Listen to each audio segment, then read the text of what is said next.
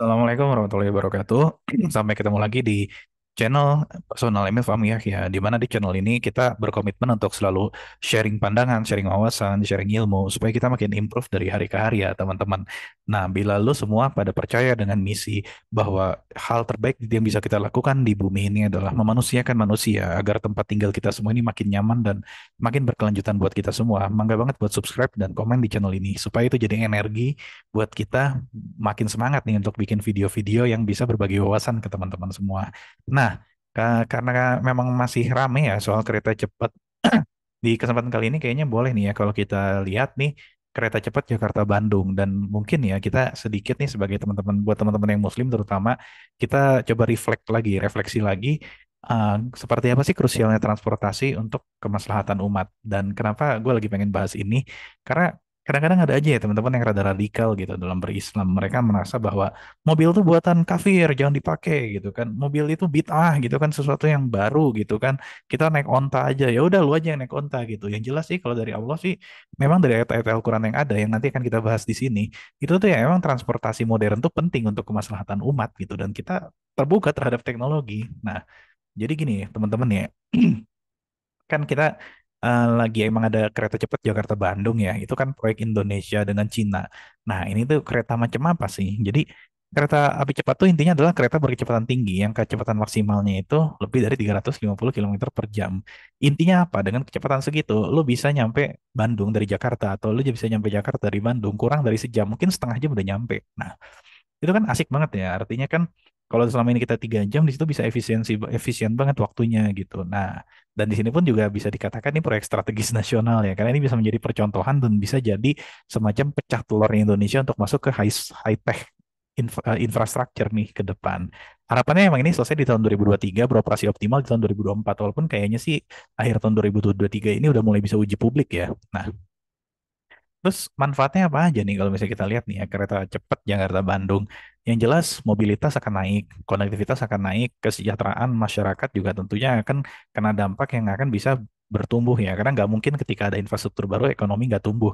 Serugi-rugianya suatu proyek infrastruktur akan ada ekonomi yang tumbuh di sana. Nah, artinya apa? Ketika ekonomi tumbuh, artinya percepatan distribusi barang dan jasa pun antar dua kota ini, dua kota terbesar di Pulau Jawa, ini tuh juga makin besar nih potensi-potensi yang bisa dihasilinnya baik dari aspek ekonomi, sosial maupun budaya. Dan di sini juga memang walaupun debatable lah ini bisa mendukung juga visi bahwa memang Indonesia tuh kedepannya memang akan membangun high tech infrastructure di wilayah-wilayah non Pulau Jawa ke depannya dan nantinya pembangunan daerah makin merata ya.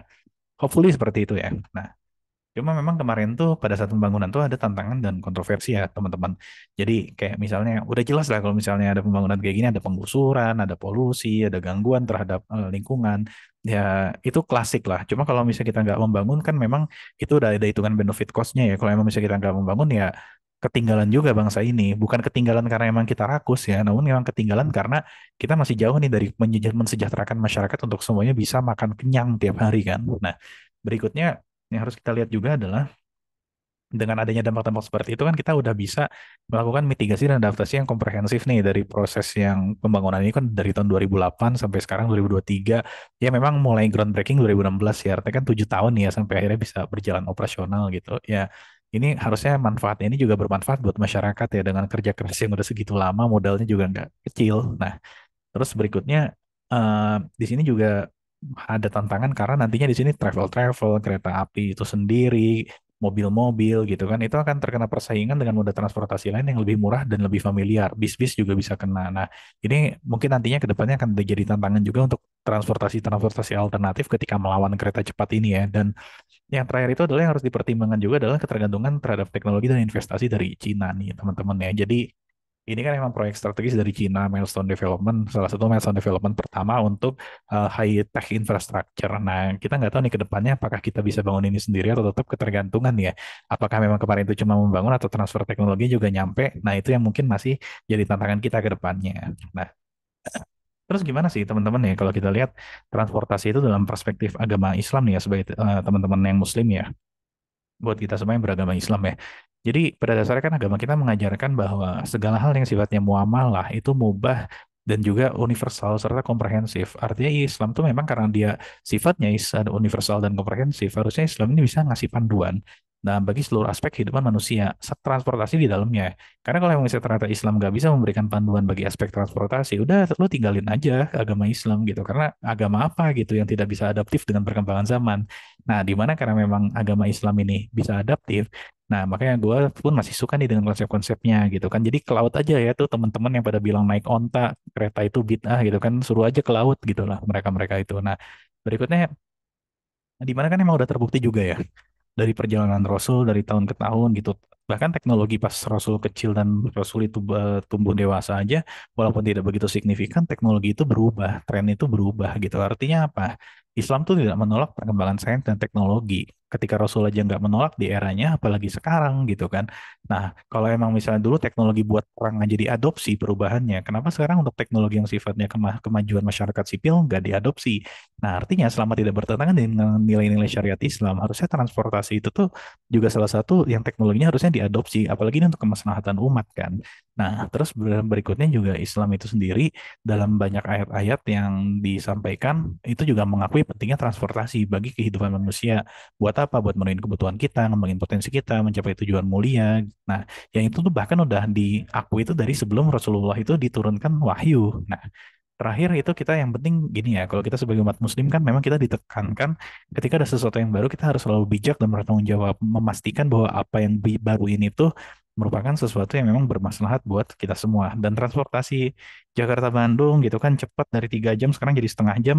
Harusnya ini kan juga apa ya, sesuatu yang memang makin membuat kita itu bisa bijak dan bertanggung jawab dan memberikan manfaat lebih banyak lagi. Nah, so why not gitu kan. Nah, terus di sini mungkin ada ayat-ayat ya buat yang kurang apa, buat teman-teman yang kurang percaya, khususnya teman-teman yang lebih percaya naik onta daripada naik kereta.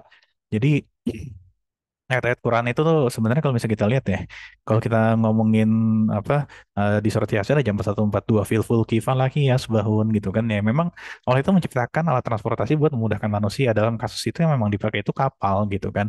Ya artinya ketika kapal aja tuh udah Allah ajarkan langsung ke Nabi Nuh dan nabi-nabi setelahnya belajar dari riwayatnya Nabi Nuh gitu. Artinya ya kapal itu tuh sesuatu transportasi yang memang dipakai. Dan itu artinya sesuatu yang boleh dan mubah dan juga emang bermaslahat dari sana. Nah, kemudian juga di sini disampaikan juga di surat Al-Hajj gitu kan bahwa Allah itu menundukkan segala sesuatu yang ada di bumi dan laut itu untuk kepentingan manusia. Artinya termasuk hewan-hewannya, transportasinya, tumbuhan-tumbuhannya, bahan-bahan pembuatnya. Selama kita menghargai ciptaannya untuk memberikan manfaat yang lebih banyak, Allah akan memberi perlindungan dan rahmatnya buat kita nih guys. Nah, terakhir itu di surat An-Nahl itu memang juga disampaikan ya, Allah itu menjadikan binatang-binatang yang dapat dijadikan sebagai kendaraan. Nah, seperti apa namanya dulu kan bisa pakai kuda, bigal, keledai dan Allah juga mengisyaratkan nih di ayat ini bahwa itu tuh bisa dijadikan sebagai perhiasan. Artinya apa? Baik kendaraan yang belum ditemukan ataupun yang sudah ditemukan. Dulu aja orang tuh pakai kuda, pakai kereta kuda gitu kan. Itu jadi perhiasan bahwa oh iya gue gagah loh. Oh iya gue mau bapak gue bisa pergi dari satu tempat ke tempat lain loh dengan lebih cepat dari yang lain. Itu tuh boleh gitu. Artinya kalau misalnya di agama Islam sendiri pun artinya kalau kita mau beli mobil sport selama tujuan itu bukan buat pamer ya. Selama memang kita buat bersyukur dan juga memberikan manslahat gitu ya. Ya nggak apa-apa juga gitu. Karena memang itu tuh udah ada panduannya gitu bahwa emang Allah tuh menjadikan binatang dan turunannya apa yang diciptakan dari binatang-binatang itu bisa menjadi sebuah kendaraan yang memang membuat manusia itu bisa melintasi bumi Allah ini gitu. Jadi ya tanda tanya besar nih kalau buat orang-orang yang menolak transportasi ini tidak sesuai dengan ajaran agama. Nah, jadi apa? Pada dasarnya kereta cepat Jakarta-Bandung ini tuh bisa ningkatin kemaslahatan umat. Benefit cost-nya jelas, dampak ekonominya jelas, trickle effect yang intangible-nya juga oke. Yaitu kurang apa lagi gitu untuk memang bisa melihat ini maslahat yang memang harus didukung nih. Mau agamanya apapun, apalagi agama lu Islam gitu. Khususnya kalau agama lu Islam, lu malu banget tuh kalau nggak dukung proyek ini. Nah, terus berikutnya, ini juga sayangnya memang kemarin menimbulkan beberapa tantangan dan kontroversi. Ya udahlah itu yang kita perbaiki ke depan. Yang penting kan kita ngelihat masalahnya emang lebih banyak, ya udah kita perjuangkan. Kalau emang ada masalah, kita solve bareng-bareng. Ada yang kegusur ya diganti gusurannya gitu kan. Dan sampai kemarin emang udah diganti juga kan. Nah, terus dari sini juga kita ingat sebagai teman-teman yang Muslim, Islam itu mengakui pentingnya transportasi buat kehidupan manusia. Jadi bahwa selama ini digunakan tidak bertentangan dengan syariat dan nilai Islam, let's go. Nah, yang terakhir tentunya teman-teman pastikan juga kita punya sikap positif terhadap perkembangan zaman ya. Karena ingat prinsip pertama kita adalah memberikan kemaslahatan lebih banyak, bukan menolak sesuatu yang baru, teman-teman ya. Jadi karena Islam itu dibangun di atas basis maslahat atau maslahat yang mengalahkan mudorot gitu. Jadi selama kita melihat ada maslahat yang mengalahkan mudorotnya, kejar maslahat itu, teman-teman. Oke, mungkin kayaknya itu aja kali ya, biar nggak terlalu panjang. Thank you banget udah menonton videonya sampai akhir. Semoga kita sama-sama bisa mengambil pelajaran dan bisa sama-sama makin improve dari hari ke hari. Kalau lu semua pada percaya dengan misi supaya bumi tempat tinggal kita ini lebih nyaman, kita harus makin memanusiakan manusia dengan saling men-share sesuatu yang bermanfaat. Mangga banget untuk subscribe dan komen di channel ini supaya kita bisa dapat energi untuk makin semangat bikin konten-konten yang lebih bermanfaat lagi buat kita semua. Thank you, sampai ketemu di video berikutnya. Assalamualaikum warahmatullahi wabarakatuh.